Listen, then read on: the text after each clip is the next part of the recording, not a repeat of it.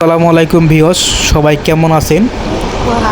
তো আপনারা দেখতে পাচ্ছেন আমার হাতে আলুর গাছ সহ আলু। তো আমি আমার গ্রামের বাড়িতে জমি নিয়েছিলাম আবাদ করার জন্যে। তো সেখানে আমি আলু আবাদ করি। তো আমি তো ঢাকার থাকি, সেক্ষেত্রে আমার বন্ধুলা ভাই দেখাশোনা করে, তারাও আবাদ করে। তো আপনার পিছনে দেখতে পাচ্ছেন আমার দুলাভাই, আমার একটা ছোট্ট ভাগনা আছে আর আমি। তো আমি এসব আলু তোলা এমনকি যেসব কাজ আছে বাড়িতে, সব কাজই অনেকদিন আগে কাজ ছেড়েছি। এখন তো আর আগের মতো কাজ করতে পারি না।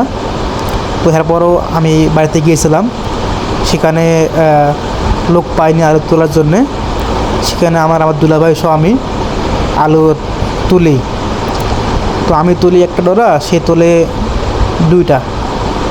খুব চালু না, আমি তো ওইসব কাজ তেমন একটা আগের মতো পারি না।